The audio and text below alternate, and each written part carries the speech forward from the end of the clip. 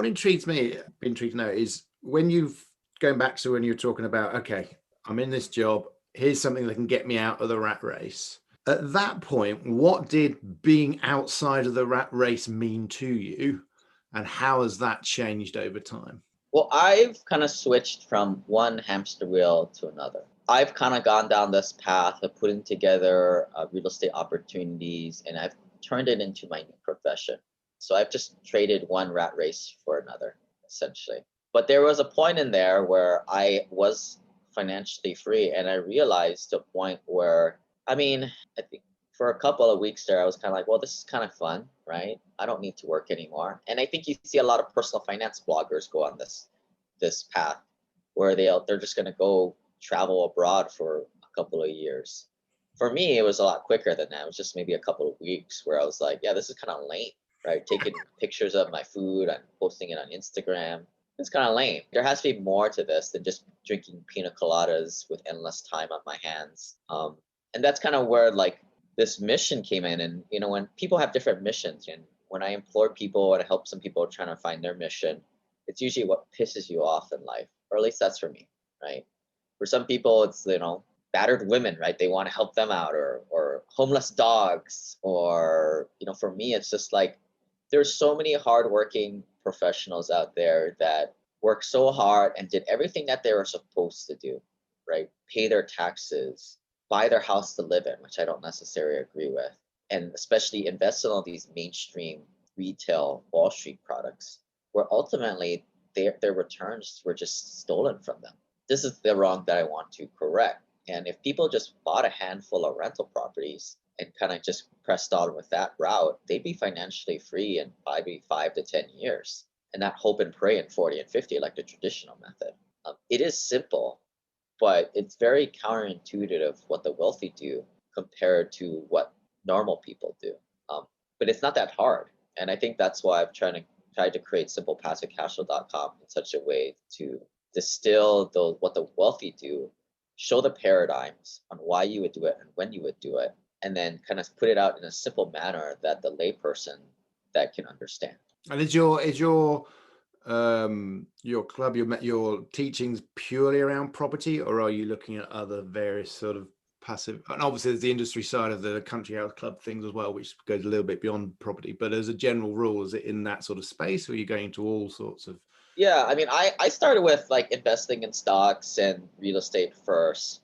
But the reason I keep coming back to real estate are kind of three big things. Like first, real estate is a hard real asset. It doesn't just bounce up and down like paper stocks, right? It's a it, it, it- it's a commodity, right? The brick, the wood, the land. It's a real asset that sort of acts like a commodity. The second thing is like it cash flows, right? Cryptocurrency doesn't really cash flow. Um, Stocks don't really cash flow, right? Cash flow is what puts food on the table, and that's what real estate does. Especially when you go after 1% rent to value ratio properties are better. And the last one is like the tax benefits. Someone needs to make 3 or 4 times as more than me in crypto and keep the same amount of money at the end of it than I do with real estate because of the great tax benefits. And this is where you start to get insight into how the wealthy do things. Yeah, they invest in better assets, better deals. But when these deals, they can do cost segregations to pull all those passive losses out of the investment and use these passive losses to choose how much taxes they would like to pay. And that's when you start to realize, wow, this is a kind of a twofold kind of strategy here, the whole tax game. Yeah. And going back to the your shift in terms of, getting to that point of financial free, a couple of weeks going bored, realizing what your mission was, the thing that pissed you off, and then now driving forward from there. How is it different from having a mission-based business that you've got now compared to where it was before? How do you feel about what you're doing? When I started my podcast back in 2016, it was just a means for me to, a lot of my friends were asking me, well, how are you buying all these properties that you don't even visit, that are like a couple thousand miles away? When I was buying these turnkey rentals in Birmingham, Atlanta. And, I would explain to my friends over lunch how I would do it. And of course, nobody does anything, friends. So I started to make the podcast, right, as a way to record the damn thing, so I don't have to keep repeating myself. And that was how it started. But then throughout the years, as I became more of an accredited investor, the topic materials has changed to more private placements and syndications, taxes, legal, and legacy creation. And that was kind of where I started to grasp hold upon the mission, right? The mission is to kind of help working professionals out there learn and see the differences between mainstream financial advice that is put out there and what are the real wealthy people doing, and to kind of distill that and into actionable steps for regular people who are really good, hardworking people. I mean, it's the shrinking middle class. Those are they're kind of endangered species, and that's kind of the target. Mm. So how's your relationship changed with your business now that it's more mission focused? I mean, I think it helps figure out, like, every day you're making binary decisions. Should I use this color or that color? Should I send out this email or that email? Should I put this in my funnel sequence or not? It just kind of clarifies everything, right? Like, what's the mission? Well, the mission is to help out, that one dude out there, Andrew. He's struggling. He's struggling to get by. He's, a good saver of this money, right? He's not financially irresponsible, but he's just not he's not getting any traction. Seems like he's always, he's saving up his money, but it's very slow, and he's paying a lot of taxes in the time. What does Andrew want, right? What color would I use here that would speak to Andrew more? I mean, I know that's a little weird, but like, what can I write in this one paragraph here that will resonate with Andrew or have him understand it, right? And I think a lot of this is like, that's where simple passive cash flow, the simple part, came in. There's all this noise out there, right? There's so much stuff out there. And the truth is, what the wealthy do is very simple. But the trouble is, like, getting rid of all this noise for Andrew to understand, all right, what does he do next? Because this is all new to him, right? And there's a lot of noise out there. There's all these lawyers selling this entity, that entity. There's all these CPAs selling this strategy or that strategy. You hear infinite banking, this, that, like, what is the path? What is the order to implement these strategies? What is the simple prescription? So it just it gives you clarity at the end of the day, isn't it? That's the word that's coming through for me there. It's just, it makes your life a lot easier when you know what it is that you're doing. People are strung out. I mean, they're working their butts off, especially the people in my group. They're high paid working professionals, high responsibility. They just want to be told what to do for some of this stuff. Just like when I go into the CrossFit gym, I want to just turn off my brain. I'm just like, tell me what to do. I'm running 100 miles an hour all day in my business, and I'm sure everybody feels the same way at the professional occupations. Just tell me what to do. I'll listen, and I'll drive 100 miles per hour, but just tell me what direction to do. And then the hard thing is, in this financial world, there's a lot of bad habits that we've been taught by our parents, by society, and the real secret sauce is implementing this stuff, right? Like, so take one thing like infinite banking, using whole life insurance. And I think we've all heard how bad whole life insurance is for you. Not the case if you tweak it a certain way, the way the wealthy do it, but also implement it at the right point in your timeline, in your journey, right? It is a huge component of a wealth building strategy for the high net worth. But we've been all kind of brainwashed by all these, these kind of like generalities, right, about certain things. And it's ironic, isn't it, that as you say, that those people in the corporate world are absolutely best placed to leverage things up and make the best use of these skills. They just don't know them. Right. But it is ironic, but then it is not, because if everybody did what I said to do, buy a handful of rentals, right, get out of these fee-laden products, invest tax advantage ways, most people are able to leave the rat race in 5 to 10 years. Who would get our coffee, right? Who would build our bridges? Who would design the bridges? Who would push the government paper? Who would do surgeries? Who would clean our teeth? Society would likely crumble. Like, we have this happen. Not everybody can be financially free. Who should be them? Those who are worthy, that are going to hopefully take the information and do something greater with it. But I don't know. I mean, maybe this is a political statement, but like, I honestly don't think that you take 10 or you take 100 people, you turn them financially free. I'd say a majority would probably just go and travel abroad and take Instagram pictures of their food that they're eating. But maybe that small minority that do get financially free will find that resonance frequency in the thing that they're highest and best use, that their God-given talent that they're put on earth to do, and they would make a bigger impact than the other 95% of the people that Mm. were financially free. Do you, That's just me being optimistic. well, I think it's a fair reflection on the variety of humankind, isn't it? And that's the truth of it, isn't it? And being fairly flippant in that question, but it's true. There's that moralistic element of when we push things in a certain direction. What if everybody were to do that? But the truth is exactly as you say, it's just never going to happen because we've got a wide variety of people. Yeah. I mean, they do this in China, right? That's effectively what communism is, right? They give everybody that bare minimum. They don't have to really work for it. But what do people typically do? They just watch Netflix and chill, right? Yeah. I mean, it's a theory. In a theory, it works. But in real life, I think from my point of view, it doesn't work.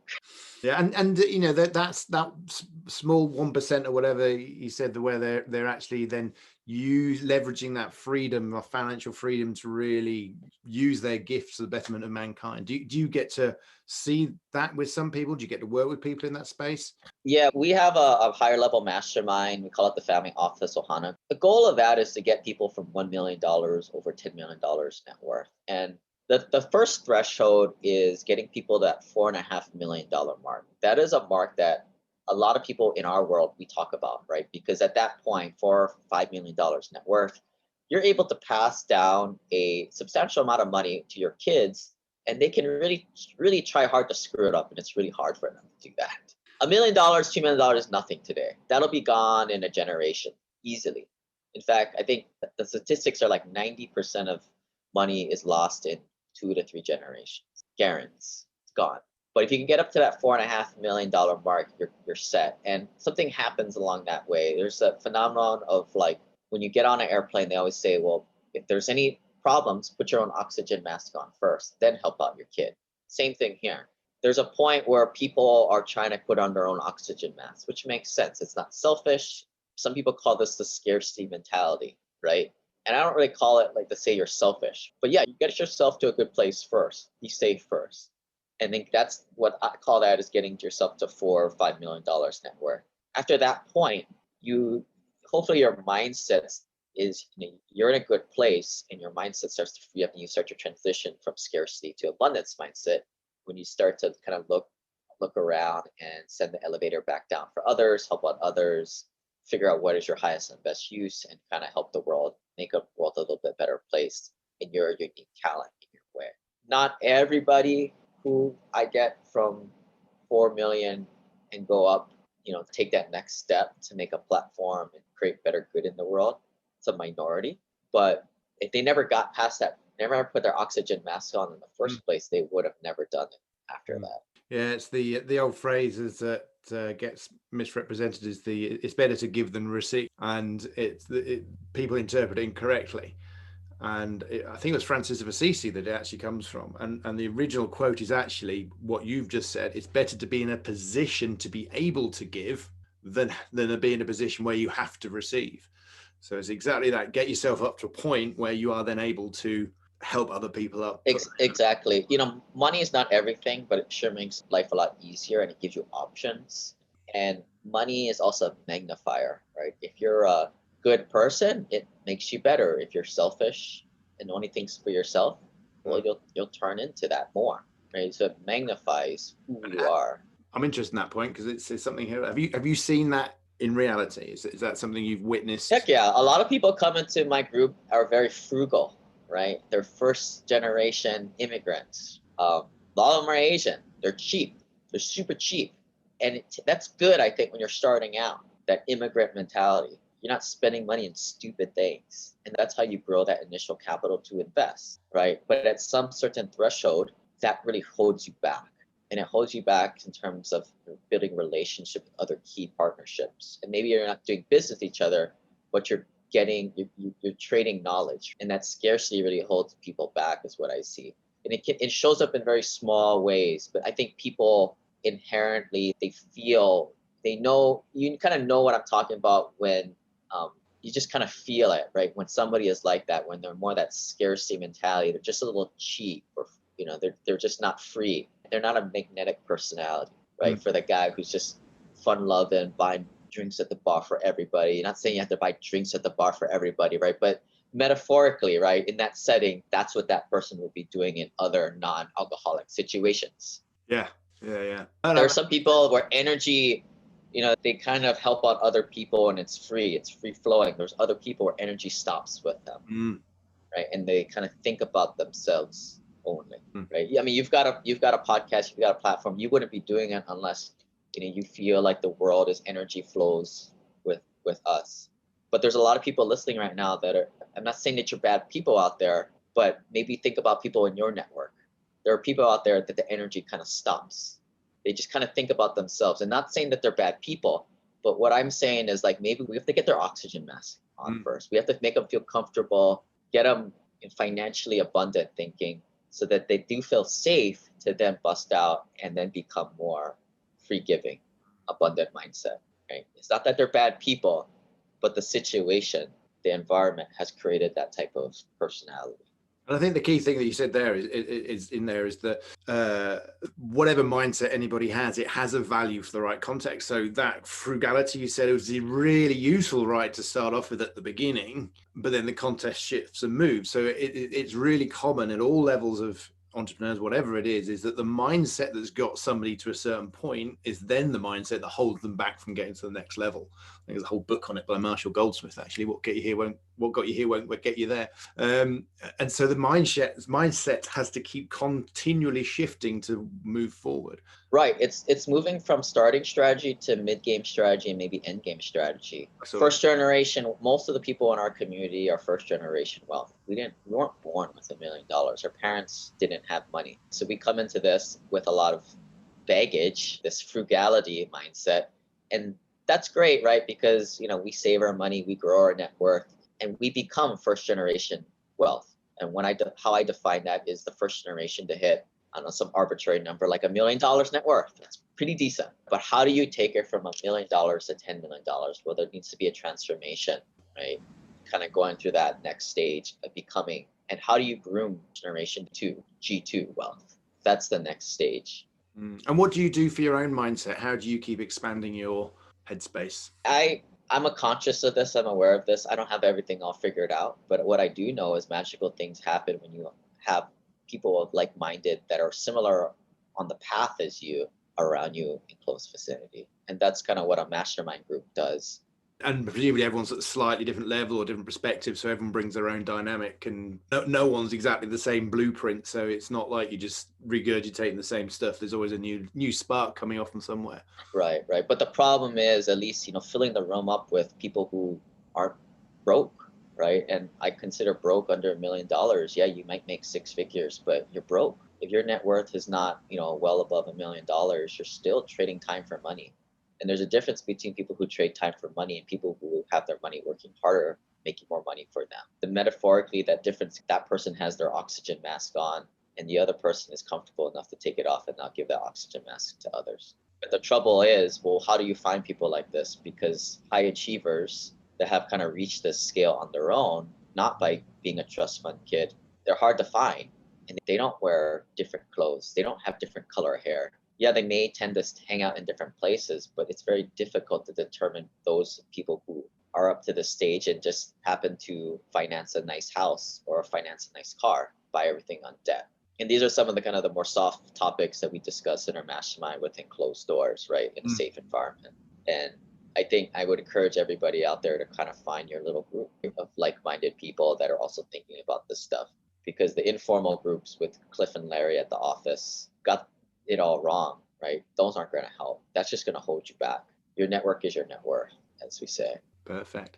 Before we wrap up, is there any final thing you'd like to sort of, any key message you want to get across over and above what you've already said? I mean, obviously the key thing is coming through nice and clear that you've got to get your money to work for you and get the mindset of shifting away from what have been the old traditional ways of thinking and start thinking about how to make it work properly.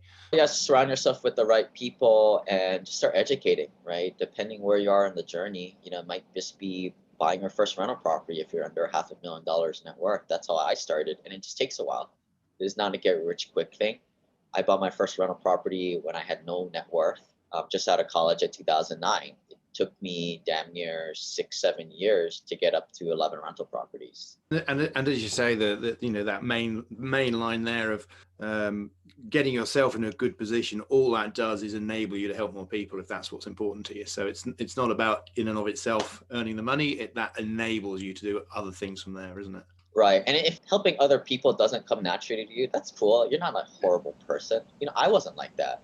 I was kind of just pretty selfish and just thinking about myself. So this is nothing. We don't want to shame anybody. Times we've got different needs. So when we first start out, then actually, we've got to be looking after ourselves. But when you get to that position, your view shifted because you got to the point where you realized, actually, the reason I started out in the first place, I've done that.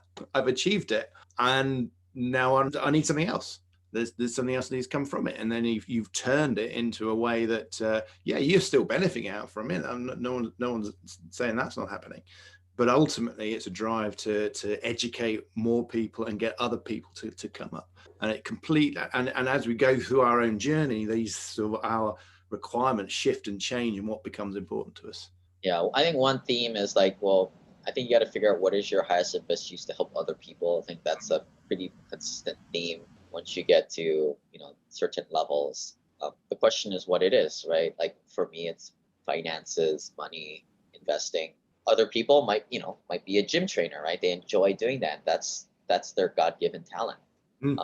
Other people might just be, you're really good doing knee surgeries, cool. Whatever you want to do, find some way to kind of connect it to kind of helping people in their darkest of days. I think that's where a lot of people find true fulfillment. Yeah. And so final question, which I ask everybody on these podcasts, and you're no exception. You don't get away from it. So it kind of touches in on that. Lane, what is it that makes your bits tingle? I just see a lot of hardworking people out there kind of doing it the wrong way, right? They're driving around in the Ferrari with the handbrake on. They're doing all these things that kind of just hold them back. Buying a house to live in before their net worth hits $1 million. I don't really agree with that. Investing in retail type of products, in non-tax advantage things. There's just a lot of people pay a lot of taxes and they don't really need to legally. But if they just educated themselves a little bit, you don't need to spend all your time doing this stuff to kind of relearn things. There's a lot of people that have kind of forged a path and found the simple passive cash flow way. Excellent. Thank you, Lane. So if people need to find out more, your website is SimplePassiveCashflow.com. There's a huge amount of information on there. Brilliant.